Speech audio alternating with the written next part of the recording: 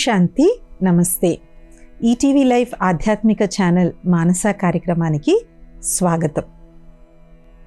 ఈ యొక్క ఎపిసోడు ఒక ఎదురైనటువంటి ఒక నిజ సంఘటనతో మనం ఆరంభిద్దాము. ఈ మధ్యకాలంలో ఒక వ్యక్తి మా దగ్గరికి రావడం జరిగింది. ఆయన చాలా మంచి పొజిషన్లో రిటైర్ అయినటువంటి వ్యక్తి. అయితే ఆయన మా దగ్గరికి వచ్చారు. రోజు వచ్చి అలా మెడిటేషన్ రూమ్లో కూర్చునేవారు, వెళ్ళిపోయేవారు, ఏం మాట్లాడేవారు కాదు. ఒకరోజు మాట్లాడారు అన్నమాట. మాట్లాడి ఆయన మనసులో బాధ అంతా కూడా చెప్పుకున్నారు. దురదృష్టవశాత్తు నేటి సమాజంలో చాలామంది వృద్ధులు ఎదుర్కొంటున్నటువంటి సమస్య ఏంటి అంటే, ఇంట్లో వాళ్ళ నుంచి వాళ్ళకి లభించవలసినటువంటి పాలన కానీ అవ్వచ్చు, గౌరవం కానీ లభించకపోవడం. ఆయన అన్నారనమాట, నేను ఎంతో హై పొజిషన్లో నేను రిటైర్ అయ్యాను, నాకు ఇంతమంది ఎంతోమంది క్లర్కులు ఏంటి, ఎంతోమంది అసిస్టెంట్ మేనేజర్లు, బోల్డ్ మంది ఉండేవారు సిస్టర్. కానీ నా ఇంట్లోనే నేను ఒక పరాయి వ్యక్తిగా నేను బతుకుతూ ఉన్నాను. నాకు అన్నిటికన్నా బాధ కలిగేటువంటి విషయం ఏంటంటే, నా కొడుకు ఎవరైతే ఉన్నారో ఆయనే నన్ను చాలా చాలా కించపరిచినట్టు మాట్లాడడం, చాలా తక్కువ చేసి మాట్లాడడం. పైగా వారికి రెగ్యులర్గా పెన్షన్ వస్తుంది, ఆ పెన్షన్ కూడా నాకు సరిగ్గా నేను వినియోగించుకోలేకపోతున్నాను, ఆ పెన్షన్ కూడా తీసేసుకోవడం. సో నేను నా రెగ్యులర్ ఎక్స్పెన్సెస్ కూడా మా అబ్బాయి ముందు నేను చేయి చాచాల్సి వస్తుంది. ఎందుకు సిస్టర్ నేను బతకాలి అని చెప్పారు. అఫ్కోర్స్ వారితో మాట్లాడడం జరిగింది, అంతా జరిగింది. కానీ ఆయన ఒకరోజు ఒక చాలా అద్భుతమైన విషయం చెప్పారు. ఏంటంటే, సిస్టర్ కానీ నాకు అన్నిటికన్నా ఆశ్చర్యకరమైంది ఏంటంటే, మా అబ్బాయి రోజంతా చాలా మంచి మంచి విషయాలు మాట్లాడతాడు సిస్టర్, చాలా మంచి మంచి విషయాలు అందరికీ చెప్తాడు. ఒక పర్టికులర్ ఆధ్యాత్మిక సంస్థకు అతను చాలా రెగ్యులర్గా వెళ్తాడు సిస్టర్. అక్కడ మరి అన్ని విషయాలు వింటాడు కదా, ఇంటికి వచ్చిన తర్వాత అవన్నీ ఏమవుతాయి అని మమ్మల్ని అడగడం జరిగింది. అది మమ్మల్ని కూడా చాలా ఆలోచించే విధంగా చేసింది. మనం కూడా ఎన్నో ఆధ్యాత్మిక విషయాలు ఎంతోమందికి మనం చెప్తూ ఉన్నాం కదా, మన ప్రవర్తన అనేటువంటిది ఏ విధంగా ఉంది అని. కాబట్టి ఎప్పుడూ కూడా ఆధ్యాత్మిక మార్గంలో నడిచేటువంటి వారు చేయగలిగినటువంటి అన్నిటికన్నా పెద్ద సేవ ఏంటి అంటే, మన వ్యవహారంతో, మన నడవడికతో, మన ఆచార వ్యవహారాలతో మనం చేసేటువంటి సేవే ఎదుటి వాళ్ళ మీద చాలా ఎక్కువ ప్రభావం చూపెడుతుంది. మనం చాలాసార్లు మంచి మంచి స్పీచెస్ ఇవ్వచ్చు, మంచి మంచి క్లాసెస్ చేయొచ్చు, ఎంతోమందికి మనం ఎన్నో చెప్పచ్చు. కానీ ఎప్పుడైతే ఆ పరివర్తన అనేటువంటిది మన ఆచార వ్యవహారాల్లో కనిపించదో, అప్పటి వరకు ఎదుటి వాళ్లకు మనం చెప్పేది ఏది కూడా వాళ్ళకి ప్రభావితం చేయదు. అందుకనే అన్నిటికన్నా ఉన్నతమైనటువంటి సేవ స్వపరివర్తనతో మనం చేసేటువంటి సేవ. ఎవరిలో అయితే స్వపరివర్తన ఆధారంగా, స్వీయ అనుభవం ఆధారంగా ఎవరైతే సేవ చేస్తారో, వాళ్ళు మాట్లాడిన కొన్ని మాటల వల్ల అయినా ఎదుట వాళ్ళ జీవితం పరివర్తన అయిపోతుంది. చూడండి, చాలా ఆధ్యాత్మిక విషయాలు విన్నప్పుడు మీకు అనిపిస్తుంది ఇవన్నీ మాకు తెలుసు అని అనుకుంటాం. కానీ కొంతమంది చెప్పినప్పుడు దాని మీద మనకి నమ్మకం కుదురుతుంది, నిశ్చయం కుదురుతుంది, కరెక్ట్ నేను ఆచరించాలి అనేటువంటి ప్రేరణ దొరుకుతుంది. ఎందుకు కొంతమంది అలా ప్రేరేపించగలుగుతారు, కొంతమంది మాట్లాడడం మొదలు పెట్టగానే మనకు అసలు వినాలని కూడా అనిపించదు. అది లోపల ఉన్నటువంటి మన యొక్క వృత్తి మీద అది ఆధారపడుతుంది. ఎప్పుడైతే మనం చెప్పేటువంటి విషయాలను మన ప్రాక్టికల్ లైఫ్లో మనం పాలన చేస్తూ, పాటిస్తూ, మనలో స్వపరివర్తన తెచ్చుకుంటూ ఎప్పుడైతే మనం ఏ విషయమైనా ఎదుటి వాళ్ళకి చెప్పినప్పుడు వాళ్ళది నమ్ముతారు. అందుకని నిజమైనటువంటి ఈశ్వరీయ సేవ అంటే స్వపరివర్తనతో మనం చేసేటువంటి సేవ. అది భగవంతుడికి మనం చేయగలిగినటువంటి సేవ. సో స్వయంలో ఎప్పుడైతే మనం మార్పు తెచ్చుకుంటామో, మన అందరిలో కూడా ఏవో ఒకటి చిన్న చిన్న నెగిటివ్ బ్యాలెన్స్లు అందరిలో కూడా ఉంటాయి. That is okay. బట్ వాటిని మనం మార్పు తెచ్చుకోకపోతే మనం ఎంత ఆధ్యాత్మికంగా ఎన్ని సంవత్సరాలు ఉన్నా కూడా మనం ఎక్కడ వేసిన గొంగళి అక్కడే ఉన్నట్టుంటాం. అందుకే ఆధ్యాత్మిక మార్గంలో ఎప్పుడూ కూడా ఎవరు కూడా టైం అనేటువంటిది చూడరు, లైక్ నెంబర్ ఆఫ్ ఇయర్స్ చూడరు. ఒక్కోసారి మనం చూస్తూ ఉంటాం, కొంతమంది మంచి మంచి టీచర్స్ ఉంటారు, స్పిరిచువల్ టీచర్స్, వాళ్ళు చాలా చిన్న వయసు ఉంటుంది వాళ్ళకి, కానీ వాళ్ళు చెప్పేటువంటివి ఆడియన్స్లో కూర్చుని పెద్ద పెద్ద ఇంటలెక్చువల్స్ కూడా ఎంతో ఇంట్రెస్ట్గా వింటారు. భలే వాళ్ళ చదువు వీళ్ళ చదువు కన్నా తక్కువై ఉండొచ్చు, కానీ వాళ్ళు చెప్పింది పెద్ద పెద్ద ఇంటలెక్చువల్స్, పెద్ద పెద్ద కంపెనీ హెడ్స్, సీఈఓస్ కూడా కూర్చుని వింటూ ఉంటారు. సో ఆధ్యాత్మిక మార్గంలో మనం నడుస్తున్న కొద్దీ మనలో ఎంతెంతైతే స్వపరివర్తన వస్తుందో అంతంతగా మన వల్ల సేవ ఆటోమేటిక్గా జరిగిపోతుంది. ఇది ప్రాక్టికల్. దాదీలు ఎవరైతే బ్రహ్మకుమారీస్ యొక్క హెడ్స్, దాదీజీలు ఎవరైతే ఉన్నారో వాళ్ళందరిలోనూ చూడడం జరిగింది. ఎందుకంటే దాదీజీ గారిని కలిసిన వాళ్ళందరూ కూడా ఒకటే చెప్పేవారు, మాకు దాదీజీ యొక్క ముఖం చూస్తే పరమాత్మని యొక్క ప్రేమ యొక్క అనుభూతి అవుతుంది అని, నిజమైన మనశ్శాంతి మాకు లభిస్తుంది అనేసి.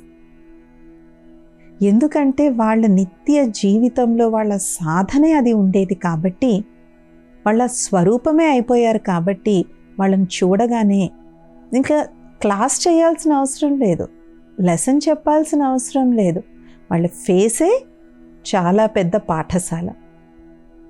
వాళ్ళ ముఖం చూస్తేనే మనం దేని గురించి అయితే వెయిట్ చేస్తున్నామో అది మాకు వీరిని చూడగానే లభించింది అనిపిస్తుంది. అందుకే నవవిధ భక్తి విధానంలో దర్శనం కూడా ఒక భక్తి విధానం. దర్శనం చేసుకుంటే చాలు. ఇప్పుడు చూడండి, మనం తిరుపతి వెళ్తాం, ఎంతసేపు నిల్చొనిస్తారు మూల విగ్రహం ముందు? సెకండ్ కన్నా తక్కువ, ఒక్కొక్కసారి బాగా అదృష్టం ఉంటే 2-3 సెకండ్లు, లేకపోతే సెకండ్ కన్నా తక్కువ. కానీ 1 సెకండ్ కోసం ఎన్ని గంటల లైన్లో నిల్చుంటారు? ఎప్పటి నుంచి ప్లానింగ్లు చేసుకుంటారు? ఫైనల్గా అక్కడ నిల్చునేది ఎంతసేపు? ఫ్యూ సెకండ్స్ కూడా కాదు, సెకండ్. ఇంకా వైకుంఠ ఏకాదశి, బ్రహ్మోత్సవాలు అవన్నీ జరిగినప్పుడైతే ఇంకా తక్కువ. It's very very less.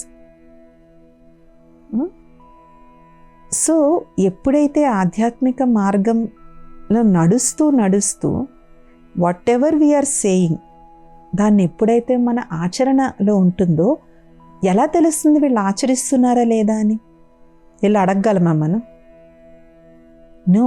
వాళ్ళ ముఖం చెప్పేస్తుంది, వాళ్ళు మాట్లాడే విధానం చెప్పేస్తుంది, నలుగురితో ఉన్నప్పుడు వాళ్ళు ఎలా బిహేవ్ చేస్తారో అది చెప్పేస్తుంది. స్టేజ్ దిగిన తర్వాత, స్టేజ్ మీద క్లాస్ ఇచ్చేసి దిగిన తర్వాత ఆ నలుగురితో వాళ్ళు ఏ విధంగా ప్రవర్తిస్తున్నారు, ఏ విధంగా బిహేవ్ చేస్తున్నారు అనేటువంటిదే వాళ్ళ యొక్క నిజమైన సాధనకు అది నిదర్శనం. దురదృష్టవశాత్తు చాలామంది ఆధ్యాత్మిక పేరుతో మోసాలు కూడా చాలా ఎక్కువయ్యాయి. అలాంటివి గుర్తించాలి. నిజమైనటువంటి సంస్థల, లేదంటే ఇక్కడ ఏదన్నా మోసం ఉందా అంటే ఎవరైతే అక్కడ చెప్తున్నారో మనం వెళ్ళి లోపల వెళ్ళైతే ఎవరిది మనం చూడలేం, రైట్? వాళ్ళ యొక్క ముఖం, వాళ్ళ యొక్క నడవడిక, వాళ్ళ యొక్క భాష, అందులో ఎంత సాత్వికత ఉంది, ఎంత సతోగుణం ఉన్నది అనేది చూసినట్లయితే వాళ్ళ యొక్క ఆచరణ అనేటువంటిది మనకి క్లియర్గా తెలిసిపోతుంది. దానికి ఏమీ దివ్య దృష్టి ఏమీ అవసరం లేదు, దానికి ఏవో ఎక్స్ట్రా సూపర్ న్యాచురల్ పవర్స్ ఏమీ అవసరం లేదు. వాళ్ళ నుంచి మనకు ఒక ఫీలింగ్ కలుగుతుంది, వాళ్ళ నుంచి మనకు ఒక వైబ్రేషన్ తగులుతుంది, వాళ్ళ నుంచి రియల్గా ఆ పాజిటివ్ ఫీలింగ్ కలుగుతుంది. వాళ్ళు ఎక్కడైతే ఉంటారో ఆ ఎన్విరాన్మెంట్ అంతా చాలా పాజిటివ్గా అనిపిస్తుంది. ఇప్పుడు వినాయక చవితి వచ్చింది అనుకోండి, మన ఇల్లే, కానీ ఆ చవితి రోజు వినాయకుడిని తెచ్చుకుని పాలవెల్లి కట్టుకుని మంచిగా నైవేద్యాలన్నీ చేసి వ్రతం చేసి పూజ చేసుకుని వినాయక చవితి కథ అంతా చదివినప్పుడు మన ఇల్లే మనకి ఎలా అనిపిస్తుంది? మన ఇల్లే మనకి ఒక పవిత్ర ప్రదేశంలాగా అనిపిస్తుంది. ఎందుకంటే వైబ్రేషన్స్ని ఎవరు దాచిపెట్టలేరు. ఎంత బాగా నవ్వుతూ మాట్లాడచ్చు, ఎంతో మంచి లాంగ్వేజ్ యూజ్ చేయమన్నా చేయొచ్చు, కానీ ఎవరైతే ఆ స్పిరిచువల్ పర్సన్ ఉన్నారో వాళ్ళ నుంచి మనకి ఎలాంటి వైబ్రేషన్స్ తగులుతున్నాయి, వాళ్ళ నుంచి మనకి ఎలాంటి ఫీలింగ్ వస్తుందనేది మనం దాచిపెట్టలేం. అది రియల్ సర్వీస్. వాళ్ళు ఎక్కడైతే ఉంటారో ఆ చుట్టుపక్కల ప్రాంతం అంతా కూడా చాలా పాజిటివ్గా అనిపిస్తుంది. వాళ్ళు మాట్లాడే మాట, వాళ్ళు మాట్లాడేటువంటి విధానం.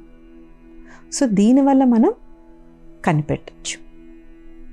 లేదంటే ఏమవుతుంది, ఈ కాలంలో ఎక్స్టర్నల్ అపీరెన్స్, ఎక్స్టర్నల్ వేషంకి ఎక్కువ ప్రాధాన్యత ఇవ్వడం వల్ల కొన్ని చోట్ల వెళ్ళి కొంతమంది బాగా మోసపోతున్నారు కూడా. ఒక్కొక్కసారి ఓకే, వెళ్ళిన తర్వాత మనకు అనుకున్న లాంటి ఎక్స్పీరియన్స్ జరగకపోతే పోన్లే ఏదో వెళ్ళాం చూసాం వస్తాం అనుకుంది. అలా కాదు, కొంతమంది రియల్గా నష్టపోతున్నారు. టైంని వెచ్చించడం వల్ల టైం నష్టపోతున్నారు, ధనాన్ని, ముఖ్యంగా ధనాన్ని, ఫైనాన్షియల్ ఫ్రాడ్ చాలా ఎక్కువ జరుగుతుంది, ధనాన్ని చాలామంది నష్టపోతుంది. చూడండి, మనము కొట్టుకెళ్ళి బియ్యం కొనుక్కున్నప్పుడు ఏం చేస్తారు, బియ్యం కొట్టు వాళ్ళు బియ్యం బస్తాలన్నీ బయట పెడతారు. దెన్ వి ఫీల్ కదా, చేతిలో గుప్పెడు బియ్యం తీసుకొని చేతిలో ఇలా అనుకుంటాం. ఏ బియ్యం మనకు వెంటనే తెలిసిపోతుంది ఇది కాదండి మేము వాడే బ్రాండ్ అని. బయటికి చూడడానికి బియ్యాలన్నీ ఒకలాగే ఉంటాయి, కానీ చేతిలో పట్టుకోగానే మేము వాడే బ్రాండ్ ఇది కాదండి అని మనకు తెలిసిపోతుంది. ఇది కూడా అంతే. వాళ్ళ నుంచి మనకి ఎలాంటి వైబ్రేషన్స్ వస్తున్నాయి, వాళ్ళ నుంచి మనకి ఎలాంటి ఫీలింగ్ కలుగుతుంది అనేది మనం ఈజీగా చెప్పచ్చు. కాబట్టి ఈశ్వరీయ సేవ అనేటువంటిది ఏదైతే ఉందో, ధనంతో చేయొచ్చు, తప్పేమీ లేదు. తనువుతో చేయొచ్చు, తప్పకుండా చేయాలి. అనేక జన్మలుగా మనం ఈ తనువుతో చేసిన పాపాలన్నీ కూడా పోతాయి. అలాగే సమయం ఉంటే సమయంతో మనం సేవ చేయొచ్చు, మంచి మనసా సేవ చేయొచ్చు, అన్నీ చేయొచ్చు. కానీ అన్నిటికన్నా ఉన్నతమైనటువంటి సేవ మన వ్యవహారంతో, మన ముఖంతో మనం చేసేటువంటి సేవ. ఈ సేవ అందరూ కూడా చేయొచ్చు. దీనికి పెద్దగా ధనం అక్కర్లేదు, మంచి ఆరోగ్యవంతమైన శరీరం కూడా అవసరం లేదు. ఈ మధ్యన ఒక వ్యక్తి, ఆయన ఇండస్ట్రియలిస్ట్ అనమాట, వాళ్ళ అమ్మగారు చాలా సంవత్సరాలు బట్టి బ్రహ్మకుమారీస్కి వస్తూ ఉండేవారు. ఆయన అనేవారు అనమాట, నాకు పెద్దగా ఆధ్యాత్మికత అన్న ఇదన్న నాకు ఉండేది కాదండి, కానీ మా అమ్మ ఆవిడ ఎంత సిన్సియర్గా ప్రాక్టీస్ చేస్తున్నారు, ఆవిడకి ఎంత, వాళ్ళ అమ్మగారు అప్పటికే 90+, సో ఆవిడకి అనేక రకాల అనారోగ్యాలు ఉన్నాయండి. కానీ ఎన్ని అనారోగ్యాలున్నా మా అమ్మ మొహం మాత్రం ఎప్పుడూ చాలా ప్రశాంతంగానే ఉంటుంది. ఎవరొచ్చి అడిగినా అమ్మ మీకు ఎలా ఉందంటే నేను చాలా బాగున్నాననే చెప్తారు. నాకు అప్పుడు అనిపిస్తుంది నిజంగా ఈవిడ చేసే సాధనలో ఏదో వాల్యూ ఉంది. లేదంటే ఇన్ని జబ్బులు ఉండి కూడా ఎప్పుడు ఆవిడ ప్రశాంతంగా, ఏ నాడు కూడా నాకు అది ఏదైనా కంప్లైంట్ చేయడం నేను ఎప్పుడూ వినలేదు మా అమ్మగారి దగ్గర నుంచి. నేను ఎప్పుడు అడిగినా నాకు అంతా బాగుంది బాబు, నాకు అంతా బాగుంది బాబు అని అంటారు. ఎవరిని ఇబ్బంది పెట్టరు. తనకి ఏం పెడితే అది ప్రశాంతంగా తింటారు.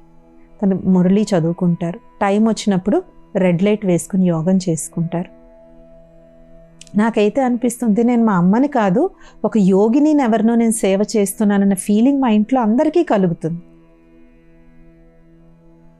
సో ఆవిడ చూడండి, ఆవిడ ఏ సేవ చేయటం లేదు. ఆవిడ మంచం మీద ఉన్నారు, ఆవిడ ఏ సేవ చేయట్లేదు. కానీ ఆవిడిలో ఉన్నటువంటి ఆ వర్చస్సు, ఆవిడలో ఉన్నటువంటి ఆ పవిత్రత వాళ్ళ ఇంట్లో వాళ్ళు స్పష్టంగా చూసి వాళ్ళ ఏమో ఆయన ఇవాళ కాకపోతే ఆ ప్రభావంతో ఇంకొక రోజన్నా ఆధ్యాత్మికత వైపుకి రావచ్చు. ప్రతి ఒక్కళ్ళకి ఒక టైం ఉంటుంది క్లిక్ అవ్వడానికి ఏజ్ కూడా ఏమీ సందర్భం లేదు. కొంతమందికి అది 20 సంవత్సరాల్లోనే వస్తుంది, కొంతమందికి 90 సంవత్సరాల్లో వస్తుంది. బట్ ఆయనకి వాళ్ళ మదర్ యొక్క ఇంప్రెషన్ ఎంత స్ట్రాంగ్గా ఉందంటే ఏదో ఒకరోజు he might also get inspired to follow spirituality. కాబట్టి ఇలాగ మనం ఏదైతే మన ఆచరణ వ్యవహారం వల్ల మనలో పరివర్తన ఏదైతే వస్తుందో that speaks louder than a 1 hour class. అందుకే పరమాత్ముడు చెప్పేటువంటి ఈశ్వరీయ మహావాక్యాల్లో భగవంతుడు ఏం చెప్తారంటే ప్రతి ఒక్కళ్ళు కూడా సేవ చేయొచ్చు. మీకు ఏ విధంగానూ సేవ చేయలేరా, మీ ముఖమే సేవ చేసింది. దాన్ని ఇంగ్లీష్లో ఏమంటారు, face is the index of the mind. మన మనసులో ఏం జరుగుతుంది అనేటువంటిది మన ముఖంపై కనిపించేస్తుంది. మన మనసులో ఎవరి పట్లన్నా ప్రేమ ఉందనుకోండి, ఆ ప్రేమ కూడా మన ముఖంలో కనిపిస్తుంది. ప్రేమ కాకుండా వేరే వేరే ఫీలింగ్స్ ఉంటే అవి కూడా ముఖంలో క్లియర్గా తెలిసిపోతాయి. కళ్ళల్లో తెలిసిపోతుంది, మన హావభావాల్లో తెలిసిపోతుంది, మన బాడీ లాంగ్వేజ్లో కూడా తెలిసిపోతుంది అన్నమాట. So this is a very finer form of service. ఇది సేవ యొక్క చాలా సూక్ష్మమని కూడా అనలేము, very very refined way of serving. చాలా రిఫైన్డ్ వేగా వాళ్ళు సేవ చేస్తూ వెళ్తారు. మన అరుణాచల రమణ మహర్షి గారిని చూస్తాం. ఆయన ఎప్పుడు క్లాసులు చెప్పి ప్రవచనాలు అవన్నీ ఎప్పుడూ చెప్పలేదు, కానీ వారి ప్రెజెన్స్ వాజ్ సఫిషియంట్. వారి సన్ముఖంలో ఉంటేనే అందరికీ ఆ డీప్ సైలెన్స్ యొక్క ఎక్స్పీరియన్స్ అనేటువంటిది జరిగింది. కాబట్టి ఆయన పరమపదించి ఇన్ని సంవత్సరాలైనా కూడా ఇంకా ఆ ఆశ్రమానికి వారికి కూడా ఎంతో ఇంకా గౌరవం అనేటువంటిది, ఎంతో సద్భావన అనేటువంటిది, పూజ్యులు అనేటువంటి భావన మనందరి యొక్క మనసుల్లో కూడా ఉంది. అలాగే రామకృష్ణ పరమహంస వారు కూడా స్వామి వివేకానందుల్లాగా ఫారెన్కి వెళ్ళలేదు, పెద్ద పెద్ద స్పీచ్లు ఏమీ ఇవ్వలేదు. కానీ స్వామి వివేకానందుల వారికే వారు గురువయ్యారు. Because deep intense love for goddess, దేవి స్వరూపం పైన అమితమైనటువంటి ప్రేమ. కొంతమంది శిష్యుల యొక్క అనుభవం ఉంటుందన్నమాట. మేము పక్క నుంచి అబ్జర్వ్ చేసేవాళ్ళమే. రామకృష్ణుల వారికి అది విగ్రహంలాగా కనిపించేది కాదు, సొంత తల్లితో మాట్లాడుతున్నట్టుగా మాట్లాడేవారు. అమ్మా నీకోసం నేను వాళ్ళ ప్రసాదం తెచ్చాను తినమ్మా అనేసి. So he transcended beyond the Idol of the goddess. ఇక్కడ కేవలం దేవత విగ్రహం కనిపించలేదు వారికి, ఆ దేవతా స్వరూపాన్ని వారు చూడగలిగారు. సో ఇలాంటి మహనీయులు అందరూ కూడా వాళ్ళ యొక్క జీవితం ద్వారా, వాళ్ళ యొక్క ఆచరణ ద్వారా వాళ్ళు సందేశం ఇవ్వగలిగారు.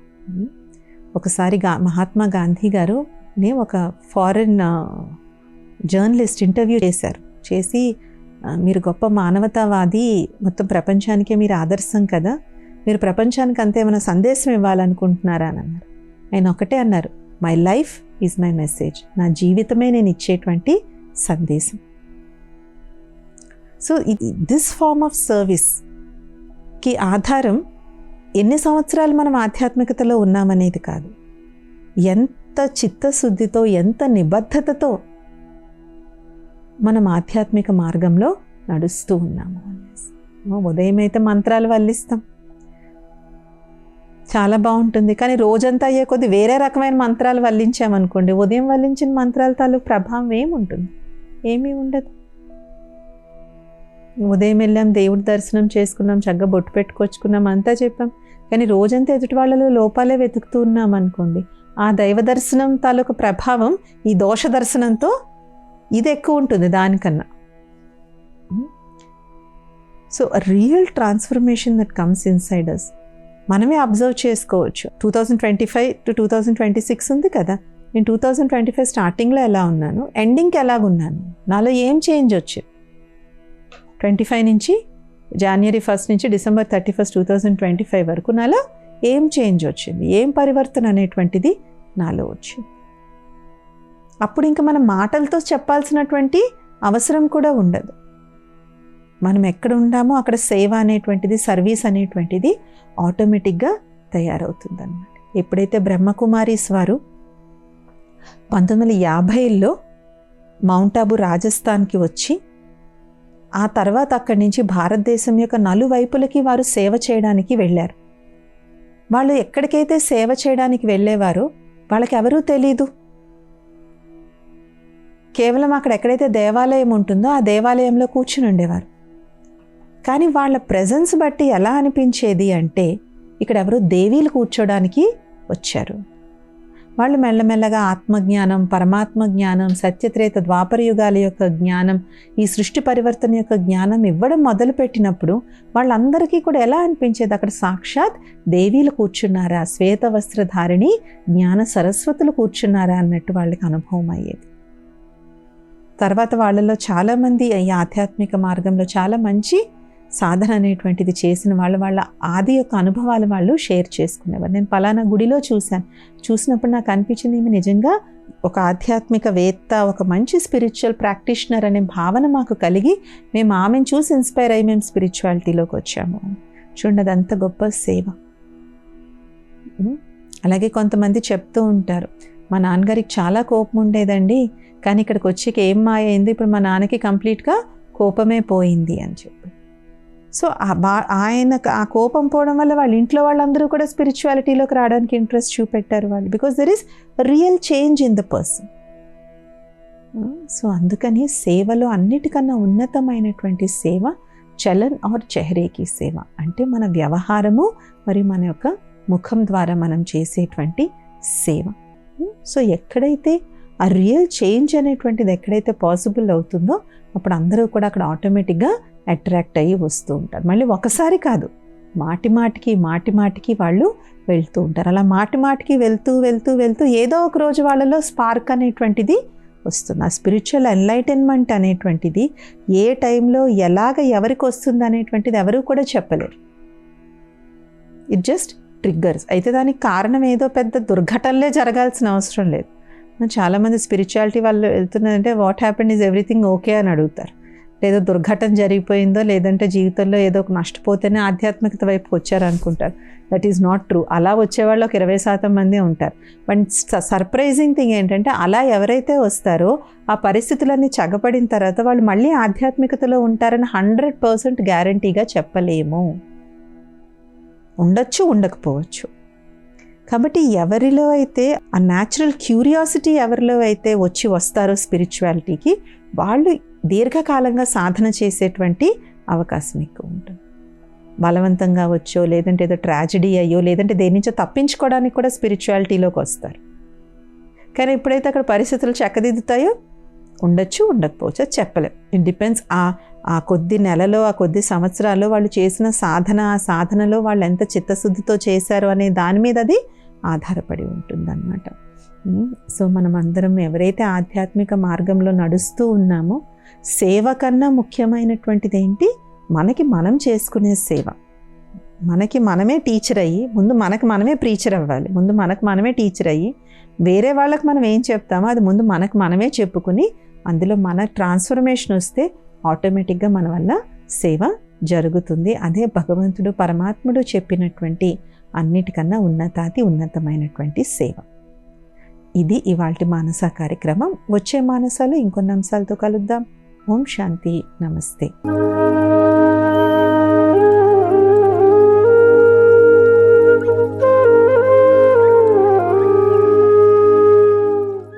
కార్యక్రమాన్ని తిరిగి చూడాలనుకుంటే www.youtube.com/@ETV Life Spiritual లో చూడవచ్చు.